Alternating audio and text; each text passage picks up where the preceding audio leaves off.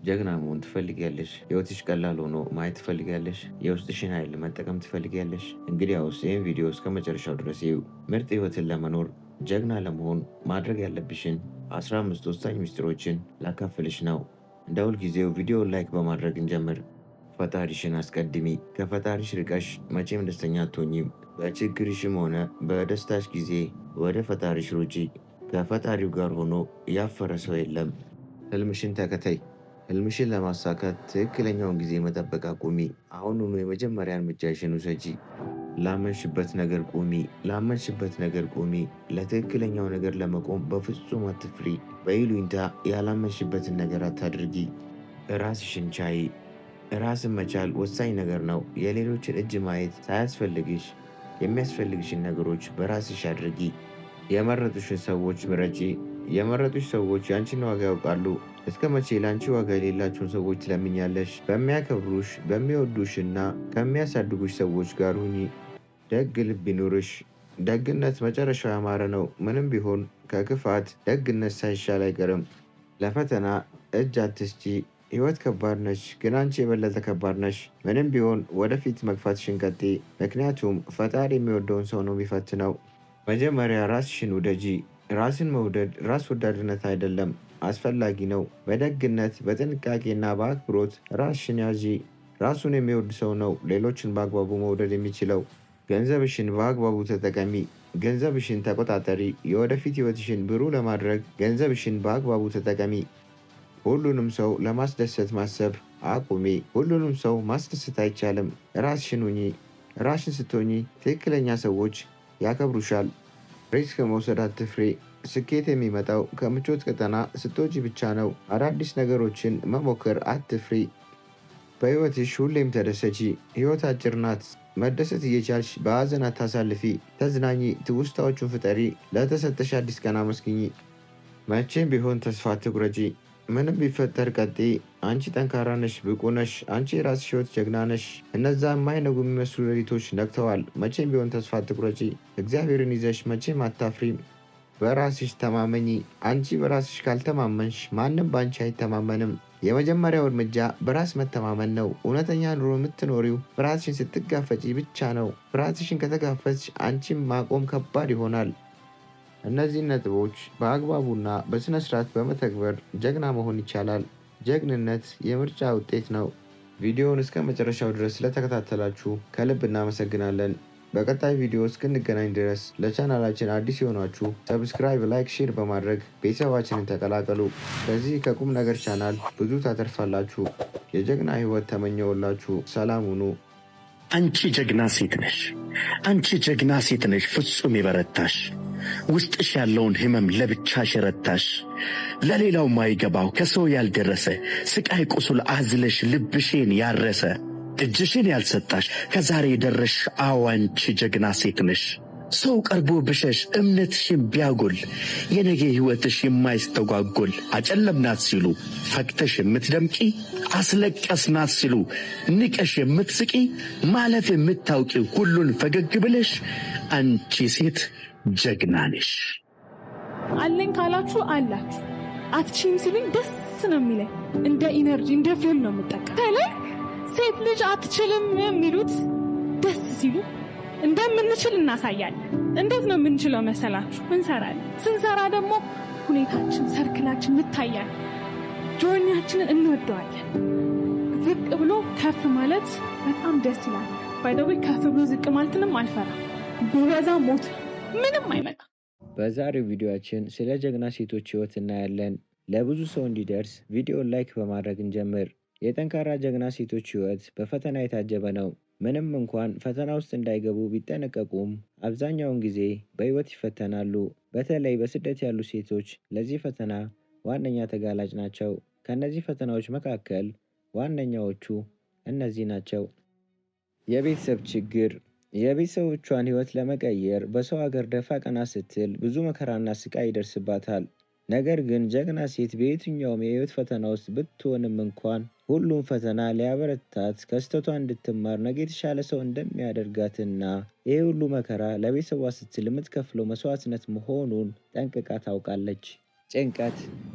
በሰው ሀገር ሆና ነገ የተሻለ ቀን ይሆናል እያለች የቤተሰቦቿን ህይወት ለመቀየር እየለፋች 24 ሰዓት እየሰራች ብዙ መከራና ሀዘንን ተቋቁማ እያሳለፈች፣ ነገር ግን ህይወቷ እሷ ባሰበችው መንገድ አልሆን ሲላት ጭንቀት ውስጥ ትገባለች።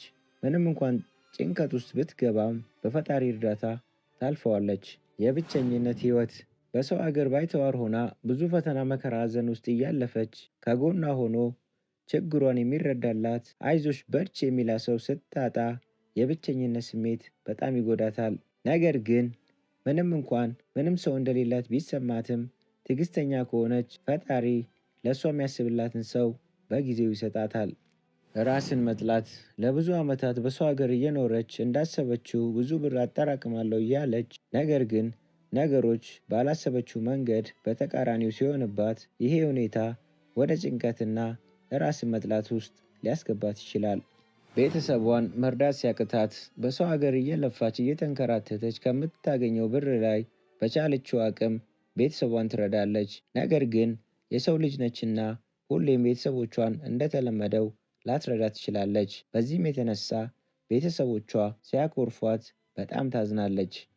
ስለ ወደፊት ህይወቷ ጭንቀት በሰው ሀገር ኑሮ ፈተና፣ ችግር፣ መከራ ውስጥ ሆና የወደፊት ህይወቷን እያሰበች ጭንቀት ውስጥ ልትገባ ትችላለች። ቤተሰቦቼ እንዳለች የቤተሰቧን ህይወት ለመቀየር እንደለፋች ለራሷ ህይወት አስባ አታውቅም።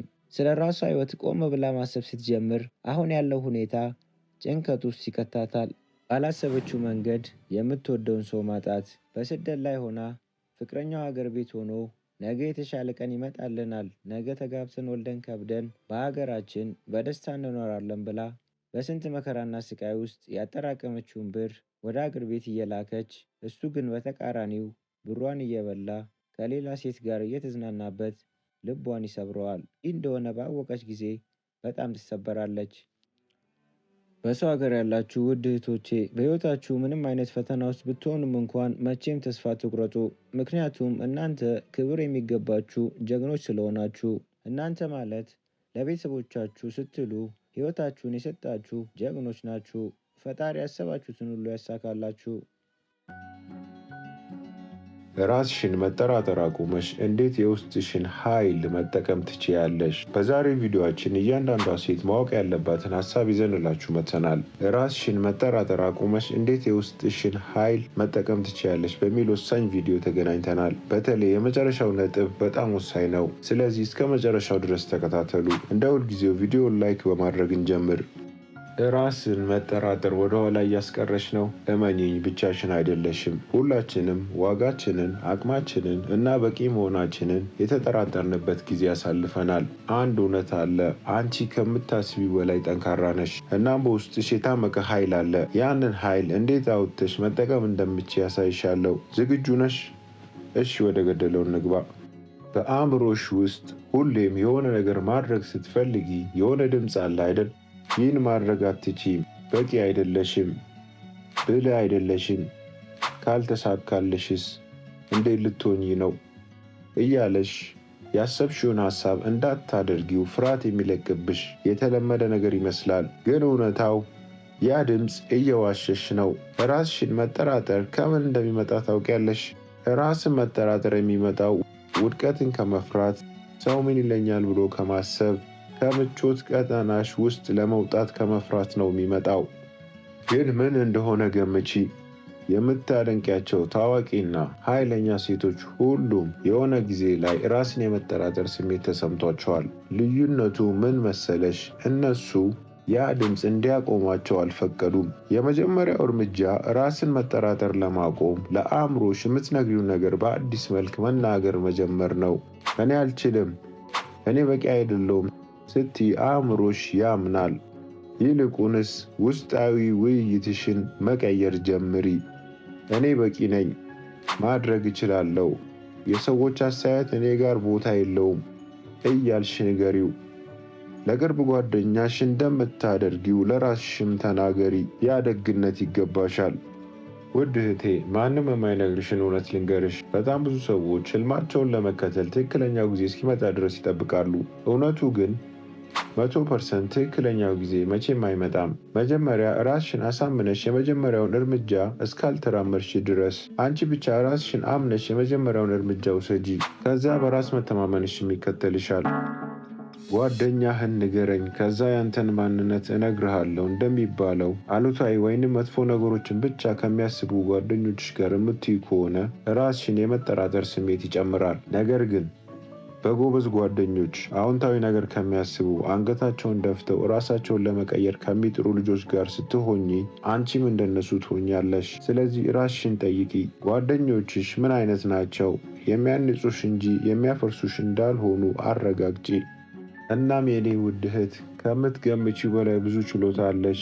ራስሽን መጠራጠር ማለት የሚያልፈው ደመና ማለት ነው። አንቺ ጠንካራ፣ አስተዋይ እና ማንም የማያቆምሽ ጀግና ሴት ነሽ። ዓለም ያንቺ ስኬት በጉጉት ይጠብቃል። የዛሬ ቪዲዮ ወሳኝ ነጥቦች ላስታውስሽ። አእምሮሽ የሚነግርሽን አሉታዊ ድምፆችን አትስሚ። ትክክለኛውን ጊዜ መቼም አይመጣም። የመጀመሪያውን እርምጃ ውሰጂ። ውሎሽን አስተካኪ። በስተመጨረሻም አስታውሺ፣ ብቁ ነሽ፣ ማድረግ ትችያለሽ፣ ማቆም የለብሽም። ውድ የዚህ ቻናል ቤተሰቦች በቀጣይ ቪዲዮ እስክንገናኝ ድረስ ሰላም ሁኑ። ለቻናላችን አዲስ የሆናችሁ ሰብስክራይብ፣ ላይክ፣ ሼር በማድረግ ቤተሰባችን እንድትቀላቀሉ በአክብሮት እንጠይቃለን። መልካም ጊዜ ተመኘውላችሁ።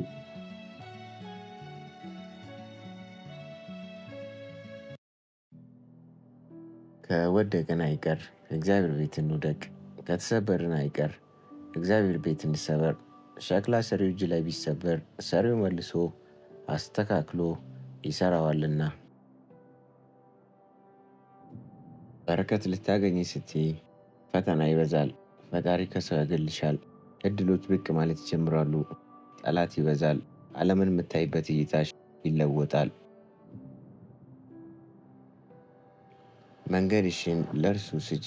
ታሪክሽን የሚቀይርልሽ ፈጣሪሽ ብቻ ነው። ስለዚህ ነገራቶችሽን በሙሉ ለእርሱ ስጪ።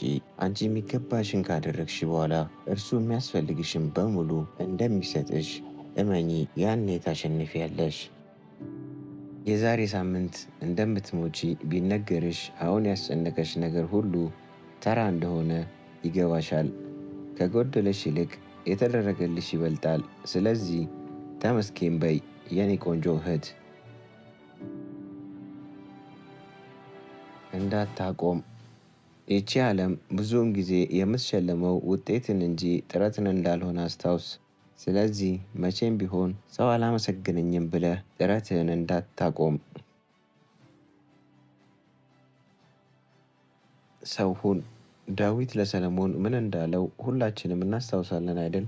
ልጄ ሰው ሁን አለው። ሰው ከመሆን በላይ ለእኛ ምን ስጦታ አለ? ሰው የመሆን ትልቁ ትርጉም ደግሞ ማሰብ ነው።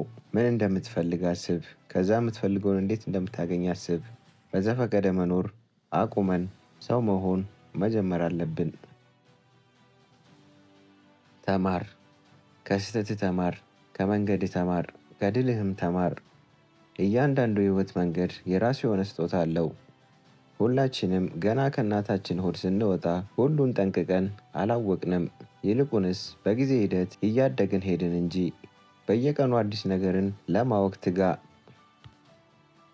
ደፋር ማለት የማይፈራ አይደለም፣ ግን ፍርሃቱን ፊት ለፊት የሚጋፈጥ ነው ይለናል ኔልሰን ማንዴላ። ምንም ነገር የሚያስፈራ መሞከር እስክትጀምር ነው። መለወጥ ከፈለክ ግን አሁኑኑ ጀምር።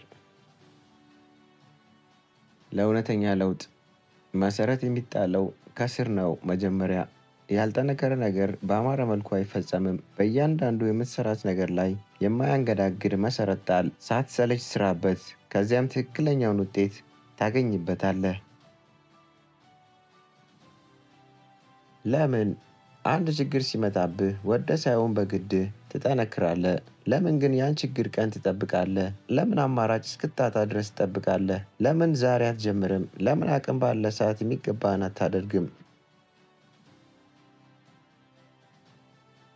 ቆይ ምንድን ነው እርሱ የሚያስጨንቅሽ? ከዚያ ስላስጨነቀሽ ነገር ምን መፍትሄ እየሰጠሽ ነው? ወይስ እንዲሁ በመገረም እና በሀሳብ ራስሽን እየተጎዳሽለት ነው? ዛሬ ራስሽን እንድትጠይቂ ነው የምፈልገው። እስኪ ፈትሺ። ደስተኛ መሆን ትፈልጊያለሽ? ታዲያ ምን ትጠብቂያለሽ? አመስግኚ ላለሽ ነገር፣ ከዚህ በፊት ለተደረገልሽ፣ ከዚህም በኋላ ገና ለሚኖርሽ ብዙ ነገር አመስግኚ። ህልሞቻችን በሙሉ እውን ይሆናሉ መቼ? ላለማቆም የወሰንን ቀን። ፈተና በሕይወታችን የሚመጣው አንድም ሊያጠነክረን፣ አንድም በሕይወታችን ምን እንደተማርን ሊፈትሸን ነው። ወደ ኋላ ካልንለት ይጥለናል። ከተጋፈጥነው እና ወደ ኋላ ሳንል ካሸነፍነው ግን ይሸልመናል። ጊዜ ጠብቅ ወዳጄ። ፈጣሪ በአንድ ጊዜ ሁሉንም ነገር የማይሰጥህ ነገም ማየት እንድትጓጓ ነው። ስለዚህ ጎደለኝ ብለህ አታማር። ያንን ጉድለት ለመሙላት ስትል መኖር ብቻውን ትርጉም ይሰጥሃል። የሰው ልጅ ዝቅ ስትልለት ይንቅሃል፣ ፈጣሪ ግን ስትንበረከክለት ከፍ ያደርግሃል። ለራሳችሁ ስትሉ ጠንካራ ሁኑ። ሕይወት ለደካሞች ፍጹም ቦታ የላትም። ውድ የዚህ ቻናል ቤተሰቦች እስከ መጨረሻው ድረስ ስለተከታተላችሁ ከልብ አመሰግናለሁ። በቀጣይ ቪዲዮ እስክንገናኝ ድረስ ለቻናላችን አዲስ የሆናችሁ ሰብስክራይብ፣ ላይክ፣ ሼር በማድረግ ቤተሰባችንን ተቀላቀሉን።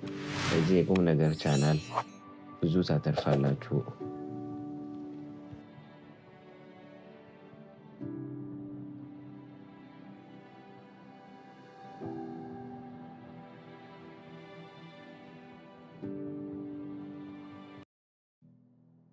ፍርሃትን የማሸነፍ ጉዞ የሚጀምረው ስሩን በመረዳት ነው። አብዛኛዎቻችን በሕይወታችን መጀመሪያ ላይ በግላዊ ውድቀቶች፣ በማህበረሰባዊ ጫናዎች ወይም ያለፉ አሉታዊ ገጠመኞች ምክንያት ለፍርሃት እንጋለጣለን። እነዚህ ቀድሞ በሕይወታችን የተከሰቱ አጋጣሚዎች ሕይወታችንን በፍርሃትና በጭንቀት እንድንገፋ ያደርጉናል። ነገር ግን እነዚህን ስር የሰደዱ እምነቶችን በመቃወም የእድገት አስተሳሰብን በማዳበር ታሪካችንን እንደገና የመጻፍ እድል አለን። በራስ መተማመን የስኬት የደስታና የግል እድገት መሰረት ነው። ፈተናዎችን በድፍረትና በጽናት እንድንጋፈጥ የሚያስችለን ወሳኝ ክህሎት ነው። በችሎታችን በውሳኔዎቻችን እና በራሳችን ማመንን ስንጀምር እርግጠኞች ሆነን አደጋዎችን ወይንም ሪስክን እንወስዳለን። አዳዲስ ነገሮችን እንሞክራለን። ይህም ድርጊት ወደ አዲስ ምዕራፍ ይመራናል። ራሳችንን መጠራጠር እንድናሸንፍ፣ ጠንካራ ግንኙነት እንድንፈጥርና ህልማችንን ያለማመንታት እንድንከተል ኃይል ይሰጠናል። በራስ መተማመን ማዳበር ማለት ፍጹም ሰው መሆን ሳይሆን በራሳችን ችሎታ ማመን፣ ከውድቀቶች መማር፣ ያለማቋረጥ ማደግ ማለት ነው። በራሳችን መተማመን ሙሉ አቅማችንን በመጠቀምና በእውነት የምንፈልገውን ህይወት መፍጠር እንችላለን። በራሳችን በመተማመን ሙሉ አቅማችንን በመጠቀም በእውነት የምንፈልገውን ህይወት መፍጠር እንችላለን። በህይወታችን ለውጥ የማይቀር የህይወት አካል ነው። በግልም ሆነ በሙያዊ ህይወታችን ስለ ለውጥ ስናስብ አብዛኛውን ጊዜ ጭንቀትና ፍርሃት ይሰማናል። ይሁን እንጂ ለውጥን መቀበልና ፍርሃትን መጋፈጥ ወደ ስኬት ሊያመራን ይችላል። ያለ ፍርሃት መኖር ማለት ፍርሃትን ሙሉ በሙሉ ማስወገድ ሳይሆን ፍርሃትን ፊት ለፊት መጋፈጥ ለእድገት አቅም እንዲሆነን አድርጎ መጠቀም ማለት ነው። የለውጥ ፍርሃት ብዙ ሰዎች ለውጥን ይቃወማሉ፣ ምክንያቱም የምቾት ዞናቸውን ስለሚረብሽና ያልተጠበቀ ሁኔታ ያመጣል ብለው ስለሚያስቡ። ይህ ፍርሃት ብዙውን ጊዜ የሚመነጨው በችሎታችን ላይ ካለን ጥርጣሬ፣ ውድቀትን ከመፍራት ወይም ስለ ሰዎች አስተያየት ካለን ጭንቀት ነው። ይሁን እንጂ ለውጥ የሚመጣው አዳዲስ ፈተናዎችን በመላመድ የሚመጣ ነው። የምቾት ቀጠና ውስጥ መቆየት በጣም አደጋ አለው። በራስ መተማመን ለማዳበር የሚረዱ ወሳኝ ነጥቦች: አስተሳሰባችሁን ቀይሩ። ሺፍት ዩር ማይንድ ሴት። ለውጥን እንደ ስጋት ከመመልከት ይልቅ ለእድገት ጥሩ አጋጣሚ እንደሆነ አድርጋችሁ እዩት።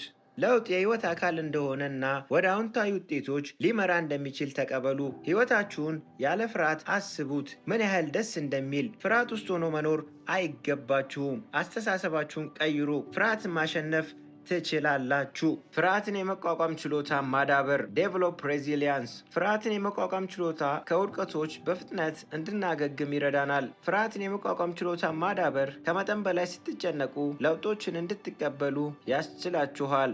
ራሳችሁ መንከባከብ መለማመድ ጠንካራ አእምሮ ስርዓትን መገንባትና ፍርሃት ወደኋላ እንዳያስቀራችሁ ፍርሃትን የመቋቋሚያ አቅም ገንቡ። ከምቾት ቀጠና ውጡ። ስቴፕ አውት ኦፍ ዩር ኮምፎርት ዞን። ትላልቅ ስኬቶች አብዛኛውን ጊዜ አደጋዎችን ወይንም ሪስክ በመውሰድ የሚመጡ ናቸው። ስኬታማ ለመሆን ከፈለጋችሁ ከምቾት ቀጠና ለመውጣትና ከሱ ጋር የሚመጡትን ፈተናዎች ለመቀበል ፍቃደኛ መሆን አለባችሁ። አዲስ ስራ መጀመር፣ ወደ አዲስ ከተማ መሄድ ወይም አዲስ ክህሎት መማር ትናንሽና አዲስ ሪስኮችን መውሰድ ከፍተኛ በራስ መተማመንን ያስከትላል። ስለዚህ ከምቾት ቀጠና ወጥታችሁ ራሳችሁን ለማሳደግ አንድ እርምጃ ውሰዱ። እየፈራችሁም ቢሆን እርምጃ ውሰዱ። ቴክ አክሽን ዲስፓይት ዩር ፊር። አብዛኛውን ጊዜ አዲስ ነገር ለመሞከር ስናስብ የመጀመሪያውን እርምጃ እንዳንወስድ ፍርሃት አንቆ ሊይዘን ይችላል። ግን እሱን ለማሸነፍ ዋናው ነገር እየፈራንም ቢሆን እርምጃ መውሰድ ነው። ፍርሃታችሁን እወቁት፣ ነገር ግን ወደኋላ እንዲያስቀራችሁ አትፍቀዱ። ወደ ግባችሁ ለመድረስ ትንሽ እርምጃዎችን ውሰዱ።